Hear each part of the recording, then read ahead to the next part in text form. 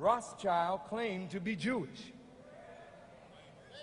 Not the nationality of a Jew, but Jew in terms of belief in God and a follower of divine revelation. But was Mr. Rothschild a moral man? Here's a man that had 5 sons, and he sent his 5 sons into 5 countries. 1 son went to England, 1 son to France, 1 to Austria, 1 to Italy, and another remained in Germany with the father. And from these sons and the money that these sons had, they worked and maneuvered and manipulated until they gained control of the central banks of England, France, Austria, Italy, and Germany. The control of these central banks went into the hands of individuals whose interests were not necessarily in harmony with the best interests of that nation. These privately owned central banks became the printer of the money and the extenders of credit of that particular nation. So government and politics, I wish the politicians didn't have to go. I wish the politicians didn't have to go. But I understand you're very busy.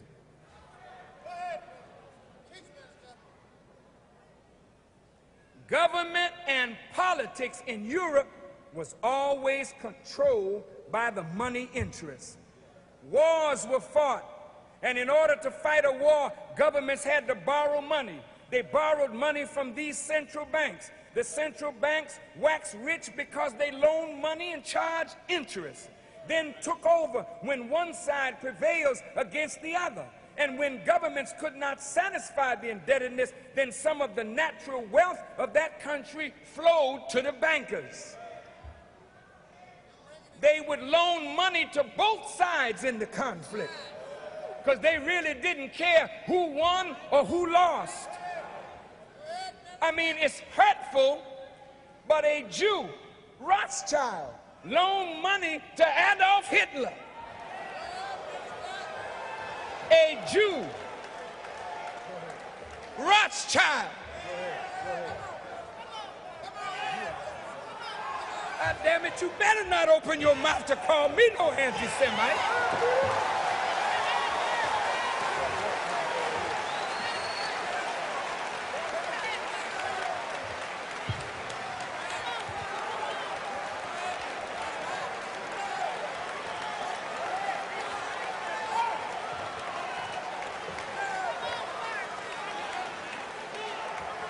Rothschild and Paul Warburg loaned money to Hitler. Hitler killed little Jews, while Rothschild and Warburg stayed in the finest hotels in Europe.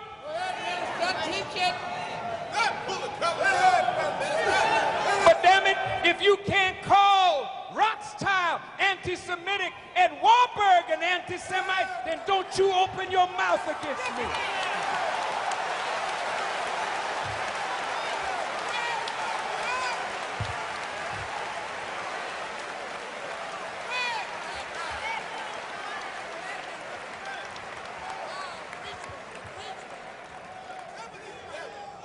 In a book titled None Dare Call It Conspiracy by Gary Allen and Larry Abraham on page 45, the question is asked, where do governments get the enormous amounts of money that they need?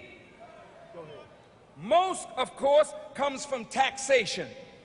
But governments often spend more than they are willing to tax from their citizens, so governments are forced to borrow.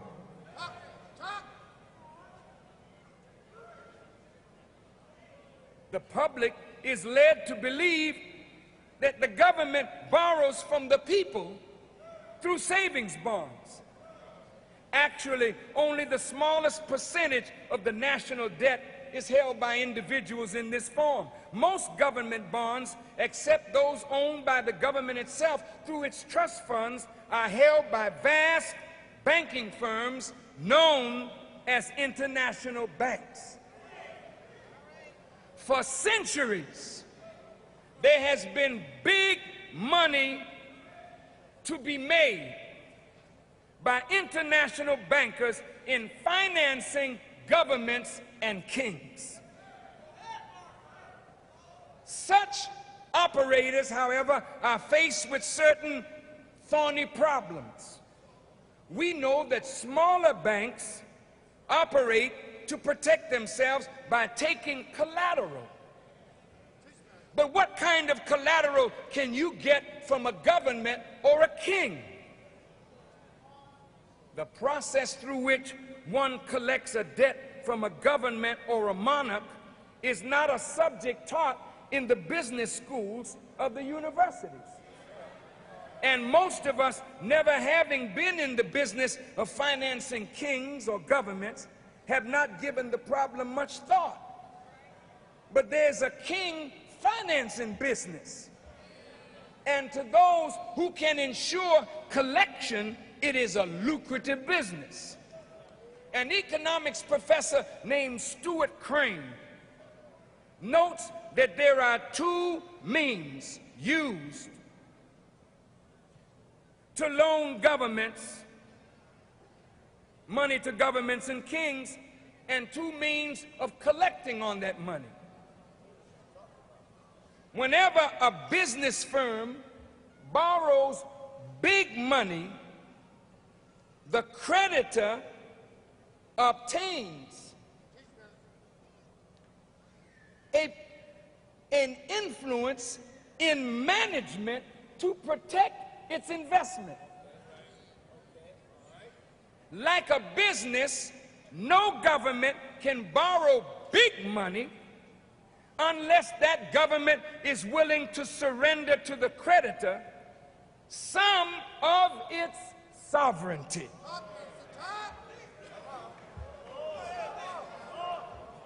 Certainly, international bankers who have loaned hundreds of billions of dollars to governments around the world command considerable influence in the policies of such governments.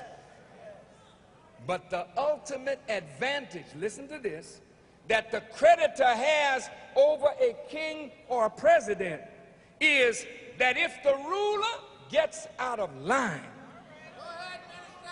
the banker can finance his enemy or his rival.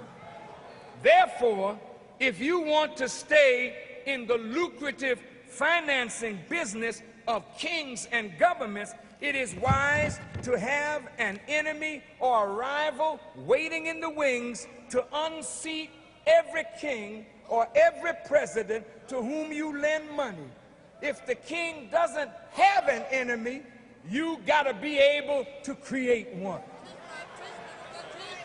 Now I'm going to show you why America is in so much debt.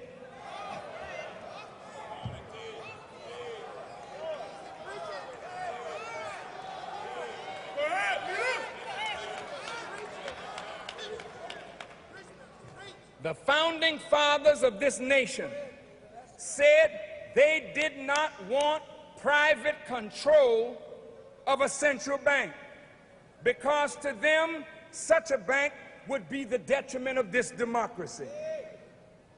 Thomas Jefferson saw a privately owned central bank as worse than an opposing army.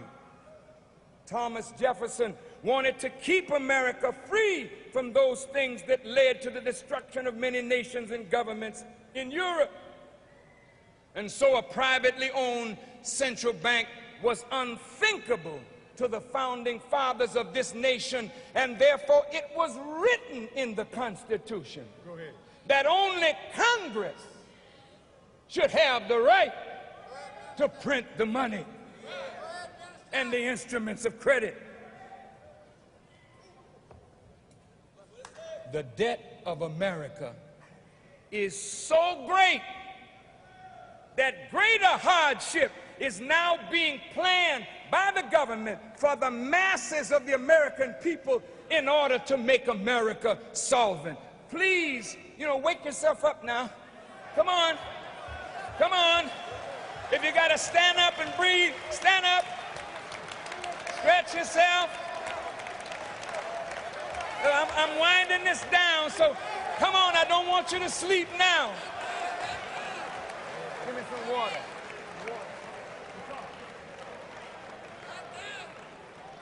Are you all right? Okay, sit down. You refreshed?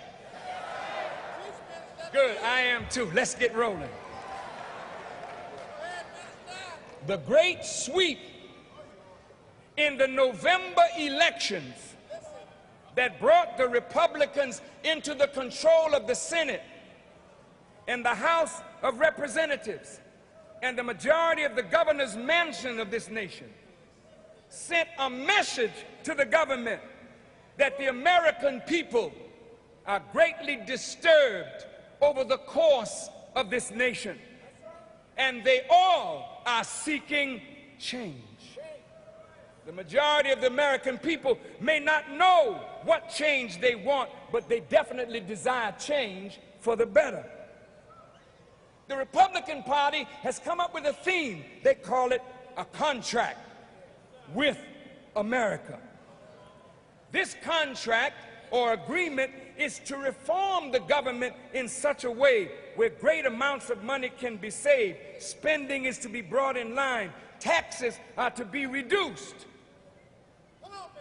But this contract with America, to many seems, in gangster terminology, to be a contract on America, where the contract says the poor and the weak must be eliminated.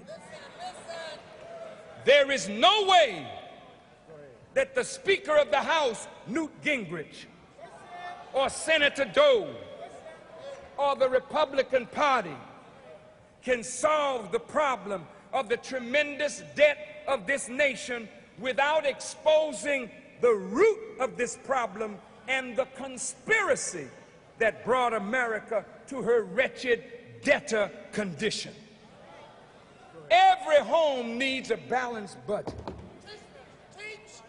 A balanced budget means that we do not spend more than we take in or have debt greater than our ability to handle without over-borrowing that will destroy the economy of our homes. Serious financial problems are at the root of most of our domestic quarrels. The tremendous stress on the breadwinners in the American family is such that this stress leads to spousal abuse. Women abusing the men, men abusing their wives, the abuse of the children, the breakup of the family. So balancing the budget at home is one of the keys to a stable family environment.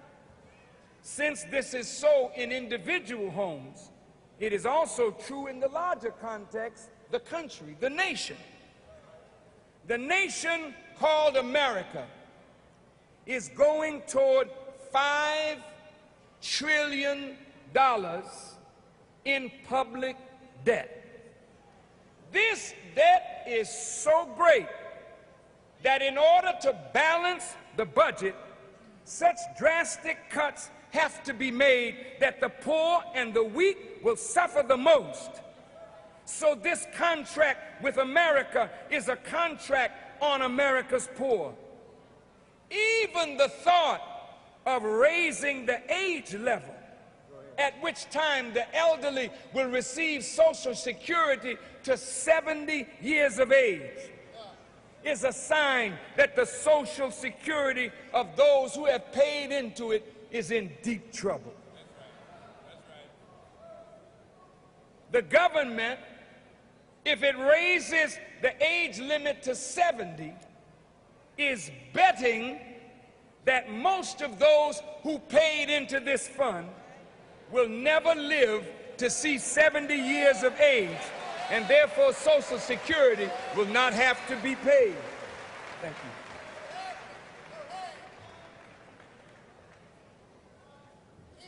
This is a disgrace.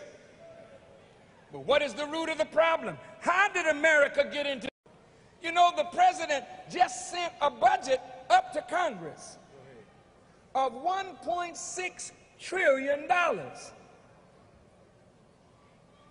Yet, in 1991, the last year that we have knowledge of what America took in taxes, America took in a little over $1 trillion in taxes, which means that if the budget this year or next year is going to be $1.6 trillion, then where will the $600 billion come from to satisfy the budget? At this rate, if America cuts taxes and yet is increasing its budget, by the time Clinton leaves office, if he only has one term, the country will be $6 trillion in debt. At $4 trillion in debt, to pay the interest on that debt in 1991 was $288 billion, nearly 1/3 of what the government took in taxes. If the debt reaches $6 trillion, practically every penny that comes in tax revenue will have to be paid to service the debt, which technically means that the country will be bankrupt. This condition of great debt has placed America at the mercy of those to whom she is indebted. On page 47 of this same book, They Dare Call It Conspiracy, by Gary Allen and Mr. Abraham, it reads, listen, quote, "Since the keystone of the international banking empire has been government bonds, it has been in the interest of these international bankers to encourage government debt. The higher the debt, the more the interest. And nothing drives governments into debt like a war. And it has not been an uncommon practice among international bankers to finance both sides of the bloodiest military conflicts. For example, during the Civil War, the American North was financed by Rothschild through their American agent, August Belmont. And the American South was financed through the Erlangers, who were Rothschild's relatives.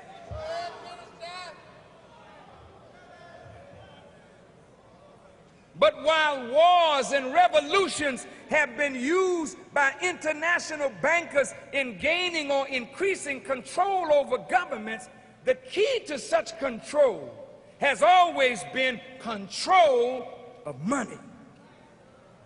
You can control a government if you have that government in your debt. A creditor is in a position to demand the privileges of monopoly from the sovereign. Oh man, this is heavy stuff.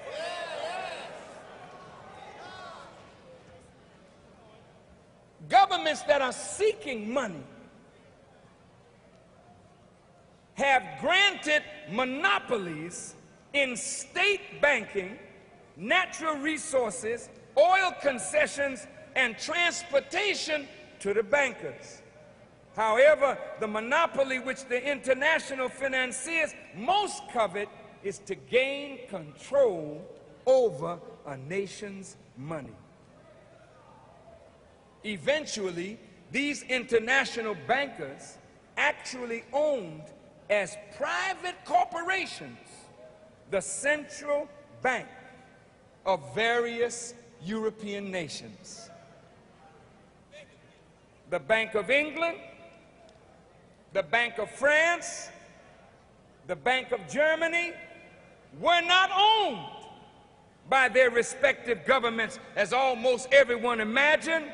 They were privately owned monopolies granted by the head of state, usually in return for loans. Under this system, observed Reginald McKenna, president of the Midlands Bank of England, he said, quote, "Those that create and issue the money and credit direct the policies of government and hold in their hands the destiny of the people." Go ahead, Minister, go ahead. Now, most of you think, most Americans think, that the Federal Reserve banking system is owned by the federal government as the representatives of the American people. But the Federal Reserve Bank is a privately owned banking institution. On page 59 of this same book, it reads, "The Federal Reserve controls our money supply and interest rates and thereby manipulates the entire economy, creating inflation or deflation, recession or boom, sending the stock market up or down at whim. The Federal Reserve is so powerful that the former Congressman Wright Patman, who was the former chairman of the House Banking Committee, said, in the United States, we have in effect two governments. We have the duly constituted government, then we have an independent, uncontrolled, uncoordinated government in the Federal Reserve System, operating the money powers which are reserved to Congress by the Constitution. Neither presidents, nor congressmen, nor secretaries of the Treasury direct the Federal Reserve. In the matters of money, the Federal Reserve directs them." This was written about 30 years ago. Well, is it so today? Recently, the chairman of the Federal Reserve Board, Mr. Alan Greenspan, came before Congress to hint to the Congress that the Fed would raise interest rates again. So for the 7th time in a year, interest rates have been raised. The chairman of the board of General Motors and Ford is now seeking an audience with Mr. Greenspan to plead with him not to raise the interest rates any further. And if Mr. Greenspan agrees, this will be the first time, according to what we have read, that the Federal Reserve has agreed to sit down directly with the heads of business. The Federal Reserve sits down with the heads of government. Go ahead, Minister, go ahead.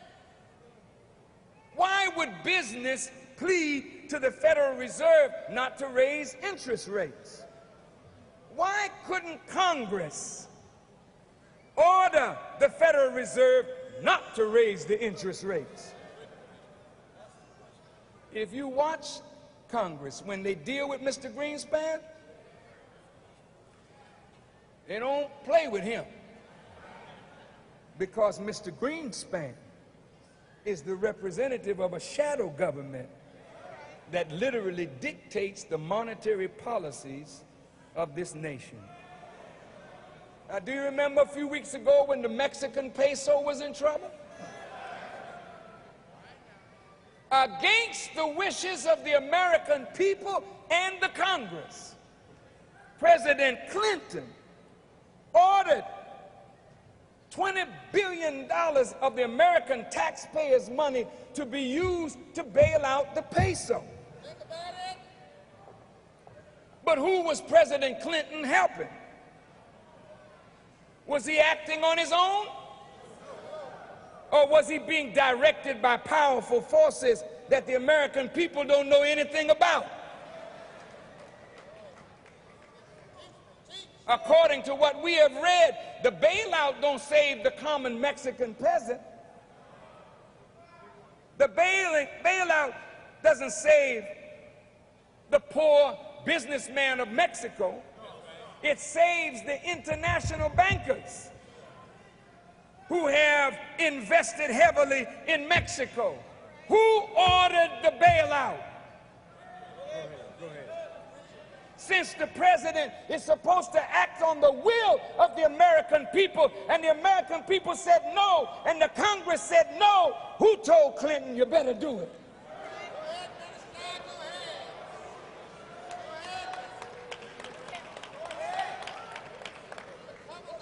You know, the Honorable Elijah Muhammad told us that the Prime Minister of England may appear to be the leader, but he goes back behind the door to unseen forces that direct his motion.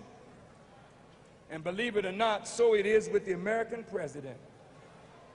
The American people feel that voting for the president is voting for the man who has supreme power to direct the course of this nation for the next 4 years. But there's another power in America called the Federal Reserve that is a power unto themselves.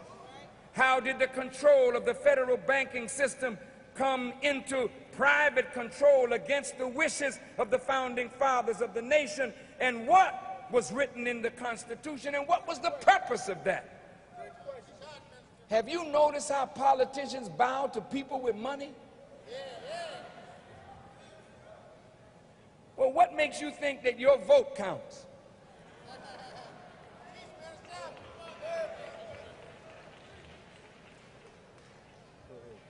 It is money that buys political influence and oftentimes political elections.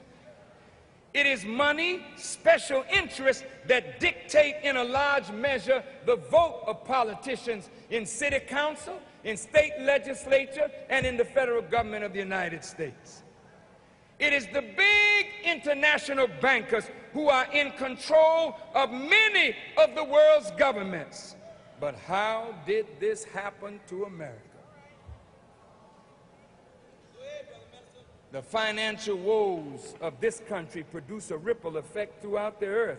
The financial woes of America are causing the undoing of the social fabric of this nation.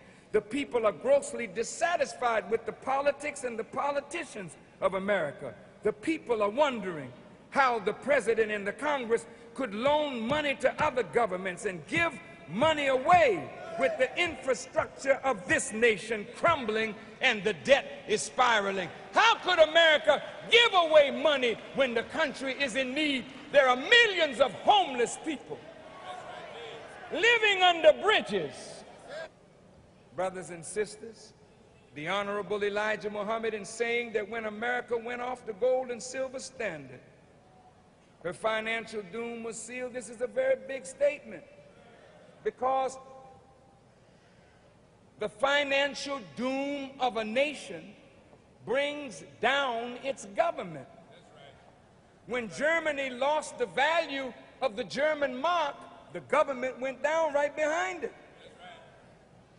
Whoever and for whatever reason, America was taken away from the gold and silver standard that made her financial doom something that is bound to happen, then those same traitors are responsible for ultimately bringing about the ruin of the government of the United States.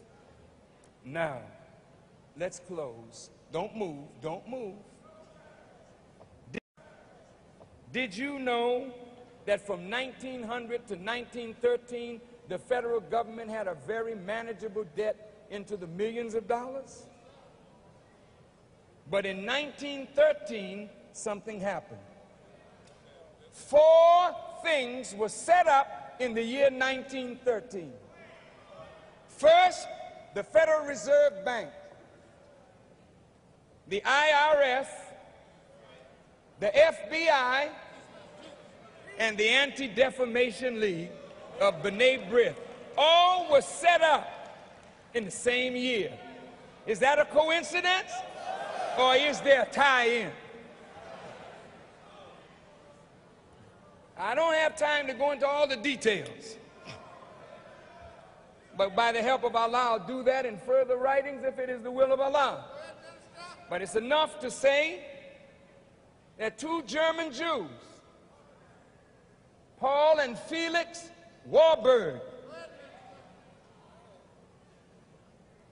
and the international bankers of Europe wined and dined a senator named Nelson Aldrich, who was the maternal grandfather of Nelson Aldrich Rockefeller. And they wined and dined him for 2 years, showing him the central banks of Europe.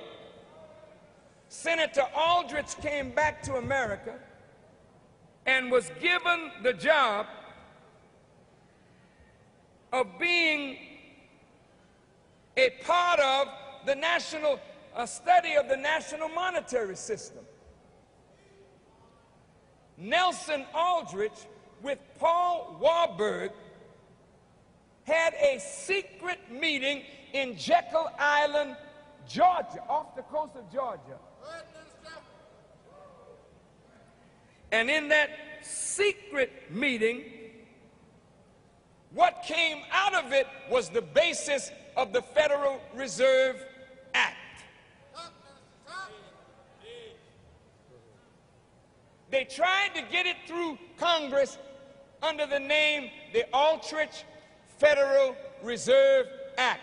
But since Aldrich was so tied to the international banking system, the members of Congress under the leadership of President Taft, they voted it out.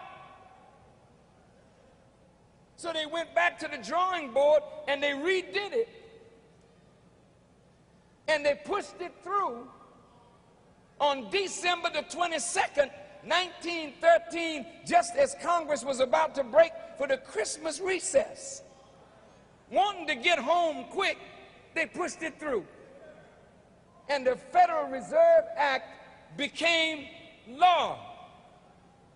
But in 1912, there was a great presidential election where William Taft was challenged in his own party by Teddy Roosevelt. Both Roosevelt was financed by some of these international bankers. They hated Taft for his derailing of the Aldrich Federal Reserve Act. So they wanted to get at Taft. But they felt that a Republican shouldn't bring this act before Congress. It would be better if it came through a Democrat. So they same bankers put money behind Woodrow Wilson. And Woodrow Wilson sold the American presidency to the international bankers. He was elected in 1912, and in 1913, the Federal Reserve Act became law, and the Central Bank of the United States was taken over by a group of private banking institutions. Then somebody else began printing the money. Like Rothschild said, he don't care who rules as long as he controls the purse strings. In 1913, America was not yet at war. In the last winter solstice of the 6,000-year rule of the enemy,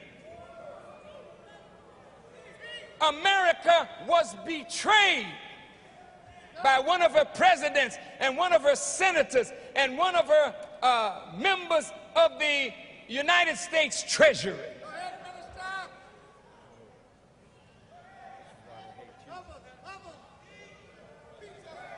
Do you know why I'm teaching this subject on Jesus Saves? Because after I say what I'm saying today, if I ain't got a Savior, I'm sure going to need one after I say what I say today.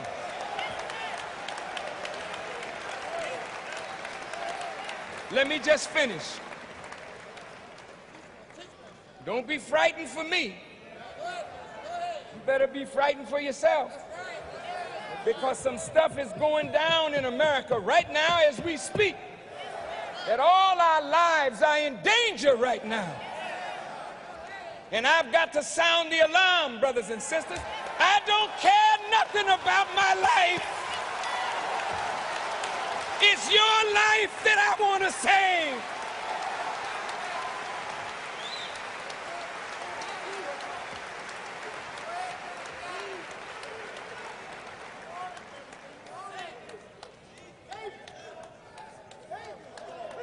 Listen, now that the bank that prints money is in the hands of private interests, the idea is to push up and inspire the government to borrow.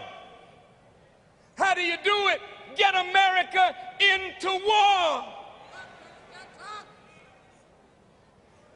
The war in Europe started in 1914.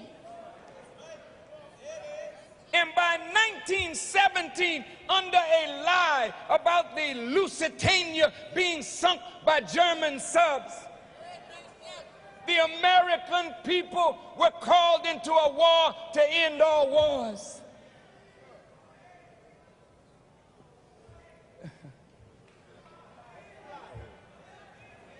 Oh, this is heavy, man.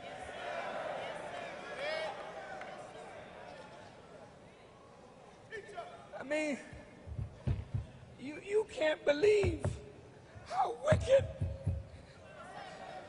how low down and rotten. Wait a minute, wait a minute, wait a minute. You can't believe how wicked these people are. To play games with your lives and the lives of your babies.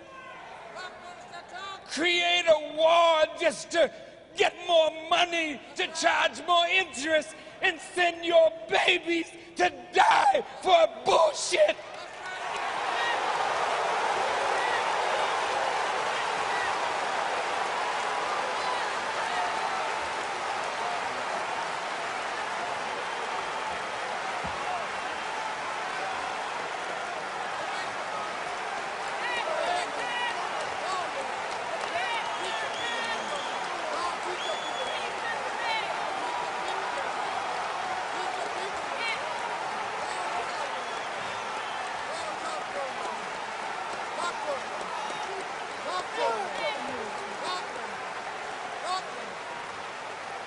Excuse me, but bullshit is the dropping of a cow or a bull.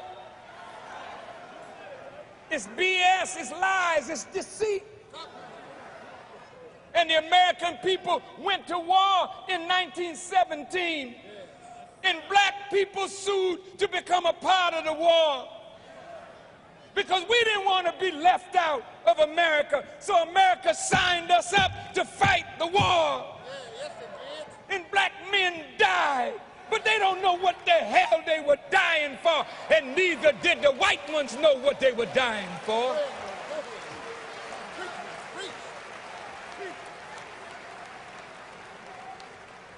But the man of sin gotta be revealed. And I thank God that he put it in my heart. I don't have no fear of those bastards. I want to expose them all.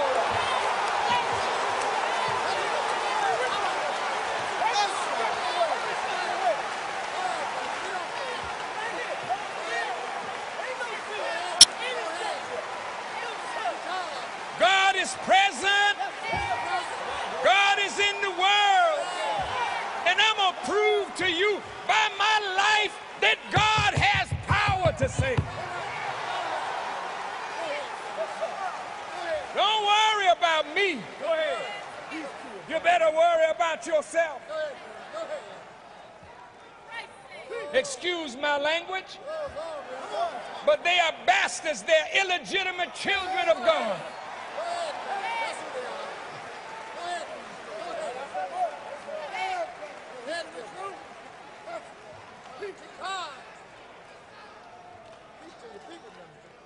When America started borrowing money, they had to have a way to pay it back. Talk, Pastor. And that's how they thought of the IRS. Then they started taking income tax.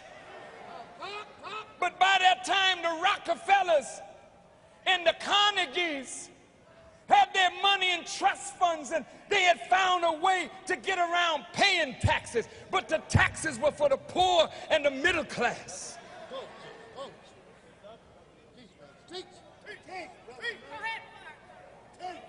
It was a gradual income tax that was to keep on escalating.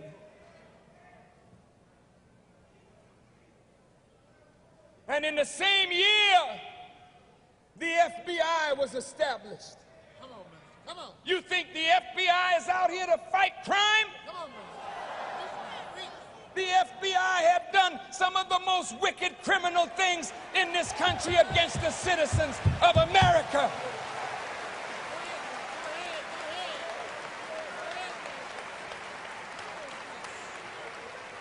Who are you, FARRAKHAN? Go ahead. That you take on the unseen powers of the world to expose them to the light of day. Who are you? I say I'm your brother. I'm a servant of these two mighty men.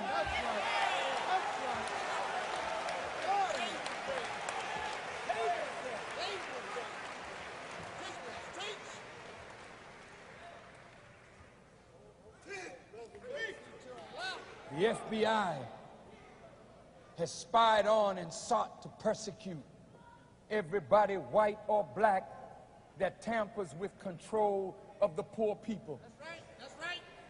Whether you're communist, socialist, whether you have an idea that could stimulate the masses with truth, the FBI pounces on you. In the same year that the FBI was established, the Anti-Defamation League was established. The Anti-Defamation League has been used to cover up and to fight against anybody that is not necessarily anti-Semitic, but anybody who will expose those Jews who have been at the root of the control of the banking system